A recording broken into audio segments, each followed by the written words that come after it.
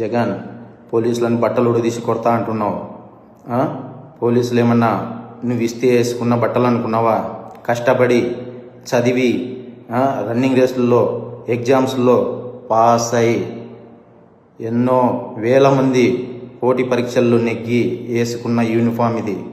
నువ్వెవడో వచ్చి ఉడదీస్తా అంటే ఉడదీయడానికి ఇదేమి అరటి తొక్క కాదు. మేము నిజాయితీగానే ప్రజల పక్షాన్ని నిలబడతాం, నిజాయితీగానే ఉద్యోగం చేస్తాం, నిజాయితీగానే చస్తాం. అంతే తప్ప అడ్డమైన దారులు తొక్కం. జాగ్రత్తగా మాట్లాడు.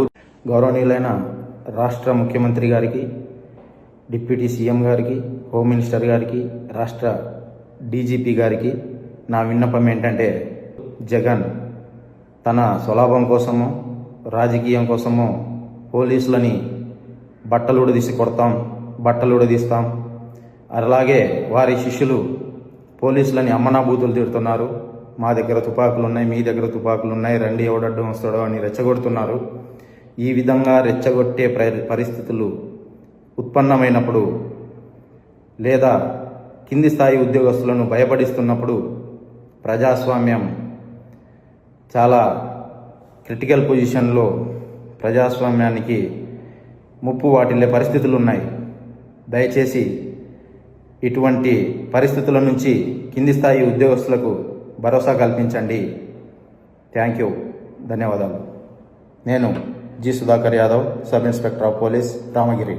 మామూలుగా డిఎస్ఆర్ డైలీ సెర్చ్ రిపోర్ట్, అది ఇంటెలిజెన్స్కి పంపించే రిపోర్టు. ఆ డైలీ సెర్చ్ రిపోర్ట్ని చూసుకోమనండి. పరిటాల సునీత పంపించినాడు ఆయన. ఎట్లా పంపిస్తారండి? డైలీ సెర్చ్ రిపోర్ట్ని ఇంటెలిజెన్స్ వాళ్ళకి పంపించాల్సింది నువ్వు, గవర్నమెంట్ పంపించాల్సింది నువ్వు. పరిటాల సునీతకి నువ్వు ఎట్లా పంపిస్తావు? దాంట్లో ఏం రాసినారు తెలుసా? మీరు చూసుకోండి. మీరు కావాలంటే పోయి పోలీస్ స్టేషన్లో చూసుకోండి. దాంట్లో చచ్చిపోయిన వాళ్ళు ఏ పార్టీకి చెందిన వాళ్ళు కాదు. ఆయన సుధాకర్ యాదవ్ రాసిండేదే, ఏ పార్టీకి చెందిన వాళ్ళు కాదు. చంపిన వాళ్ళు రెండో దాంట్లో చంపిన వాళ్ళు కమ్మ కులస్తులు, టీడీపీ వారు అని రాసినట్టు మీరు చూసుకోకండి పోయి. ఇది అబద్ధమైతే సుధాకర్ యాదవ్నే చెప్పమనండి. ఇదే నిజాయితీ. నీ నిజాయితీ నువ్వు ఆ రిపోర్ట్ పంపించినప్పుడు ఈ దీంట్లో ఎఫ్ఐఆర్లో కానీ స్టేట్మెంట్లో కానీ ఈ టీడీపీకి చెందిన వాళ్ళని ఎందుకు రాలేదు నువ్వు? నీ నిజాయితీగా నువ్వు కాకి డ్రెస్ వేసుకొని అబద్ధాలు చెప్పొద్దు. కాకి డ్రెస్కు గౌరవం ఉంది. ఒకవేళ అది ఇప్పేసి నువ్వు మామూలుగా మాట్లాడితే నువ్వు ఏదన్నా మాట్లాడు, నీ ఇష్టం. అది కాకి డ్రెస్ గౌరవమే. నువ్వు కాకి డ్రెస్ వేసుకొని గౌరవం లేకుండా మాట్లాడదు సుధాకర్. నీకు హెచ్చరిక చేస్తున్నా.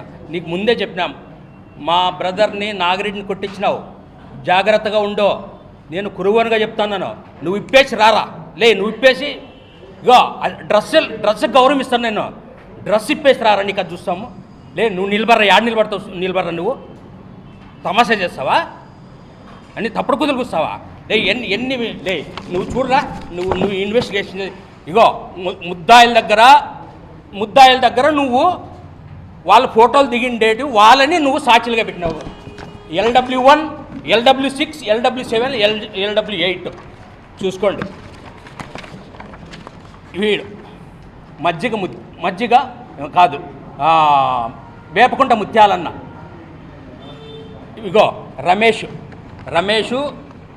వాళ్ళ నాయన వాళ్ళమ్మ పాపిరెడ్డిపల్లి రాజన్న రమేష్. ఆయన ఇంకా అరెస్ట్ చేయలేదు. ఇది నీ ఇన్వెస్టిగేషన్, నీ నిజాయితీ. నువ్వు కాకి డ్రెస్ వేసుకొని చేసే పని. కాకి డ్రెస్ని అవమానపరచొద్దు దయచేసి. కాకి డ్రెస్కి ఒక విలువ ఉంది. నువ్వు అమ్ముడు పోయి నువ్వు ఇట్లా పనులు చేయొద్దు సుధాకర్. ఇదిగో సురేష్, ఈయన అగో రాజన్న కొడుకు రమేష్, వాళ్ళతో ఉన్నాడు ఈయన LW7, LW8 సురేష్. ఇదిగో చూడండి. ఇంకొకడు నిరంజన్, వీడు కూడా టీడీపీ వాడే. చూడండి, మీరు కళ్ళారా చూడండి. ఆయన పని నిజాయితీ, ఆయన పని ఇన్వెస్టిగేషను చూడండి. మీరే చూడండి. ఇవన్నీ వీళ్ళు సాక్షులు. అంటే నువ్వు కేసుని ఏం చేయాలంటే కురువల్ని నాశనం చేసి మా కురువల్లో దీని మీద నువ్వు మేడలు కట్టుకొని బతకాలనుకుంటున్నావా? నీ కొడుకులకే నువ్వు నీ కొడుకులనే నువ్వు ఓర్చుకోలేవు రాజకీయంగా. నీ కొడుకునే పక్క తప్పించి నిలబడినావు, ఓడిపోయినావు నీ కొడుకుని నిలబెట్టినావు, నువ్వు గెలిచేతావు నీ కొడుకుని అటుకు పంపించినావు. నువ్వు మాట్లాడకూడదు అమ్మ తల్లి, నువ్వు మాట్లాడకూడదు. నువ్వు కురువళ్ళు, బోయళ్ళు, మాదిగళ్ళు శవాల మీద నువ్వు ఇండ్లు నిర్మించుకున్నావు, నువ్వు డబ్బులు సంపాదించుకున్నావు, మా ఓట్లతో గెలుస్తున్నావు మమ్మల్ని. నువ్వు నీ చేత అయితే వాళ్ళని సంపాదించండి. నువ్వు ప్రకాష్ రెడ్డో, తోపుదొడ్డి ప్రకాష్ రెడ్డో, లేకపోతే జగన్ సంపాదించండి నీ చేత అయితే. వాళ్ళు చంపక చేత కాదు, కానీ నీకు చేత కానీ కురువల మీద వస్తావు. నువ్వు గొర్రెలు కాసి కురువలు చిక్కులేదా నీకు? గొర్రెలు కాసి కురువల మీద నువ్వు ఎట్లా చంపుతావమ్మా నువ్వు? అది స్టిక్ తీసుకొని, మామూలు స్టిక్ అదే బేస్బాల్ స్టిక్ తీసుకొని చంపిండేది. అంటే నువ్వు 307 కేసు కట్టినావు. ఏమంటే అక్కడ నువ్వు ఓ పని చేసినావు, నీకు తెలుసు అంటే చంపేకే పోయినారని తెలిసే నువ్వు 307 కట్టావు. మామూలుగా అయితే 326 కట్టాల. మామూలు కొట్టినప్పుడు ఎవరు మీరు 326 కడతారు. నువ్వేం కట్టావు? 307, డైరెక్ట్ 307 కట్టావు.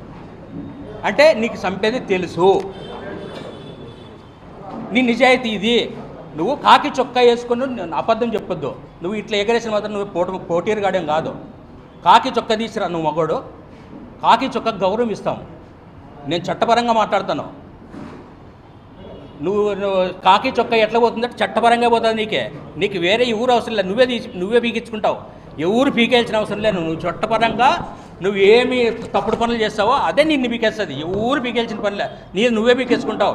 అడుగు బాబు, ఆ రాజాని అడుగు, సిఐ రాజాని అడుగు, ఏడ్చుకుంటూ పోయినాడు అట్నుంచి వాళ్ళు చేసిన నిర్వాకానికి. అది తెలుసుకోరా నాయన, నువ్వెందుకు నాశనం అయిపోతావో? నీ జీవితం నాశనం చేసుకోదురా, ఉద్యోగం చేసుకొని బాగుండవు. వీళ్ళు పుట్టకోసి కూడా ఇప్పారు నీకే. నీ పుట్టుకోసి ఇప్పించి నిన్ను పంపిస్తారు ఊరికే. అది తెలుసుకో ఫస్ట్. ఏందని నువ్వు తిక్కగా మాట్లాడి ఏందో నువ్వు అటు పాస్పాల్లోనూ అటు ఇటు ఊరేగింపులు చేసుకుంటే నువ్వేమన్నా రాజకీయ నాయకుడు అనుకుంటున్నావా? పోలీసులు అనుకుంటున్నావా? పోలీసుల మాదిరి బిహేవ్ చేయి. పోలీసులు అంటే గౌరవం ఉంటుంది. పోలీసుల మాదిరి నువ్వు ఇన్వెస్టిగేషన్ చేయి. నువ్వు అన్ని తప్పుడు ప్రాంతాలు రాసి నువ్వు ఏం చేసినావే? నువ్వు వాళ్ళకి అనుకూలంగా చేసినావు. నువ్వు ముద్దాయిలకు అనుకూలంగా చేసినావు. నువ్వు వాళ్ళకి అమ్ముడు పోయినావు.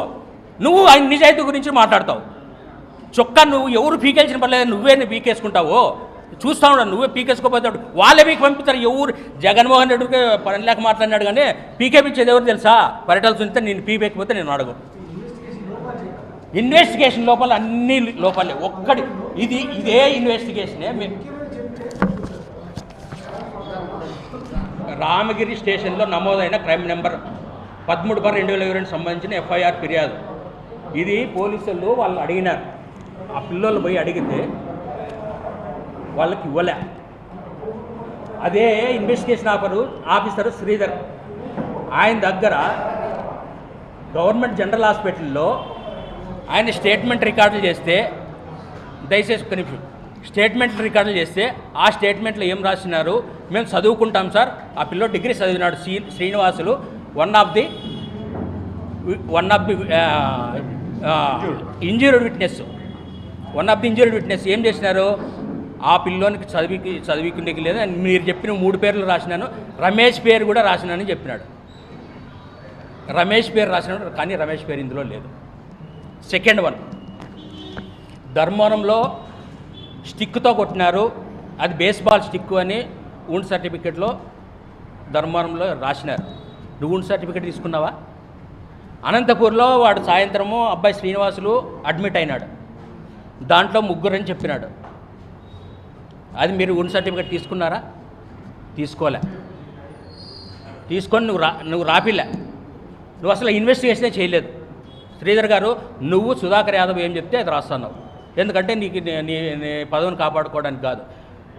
పోలీసుగా నువ్వు ప్రమాణం చేసి వచ్చినావు.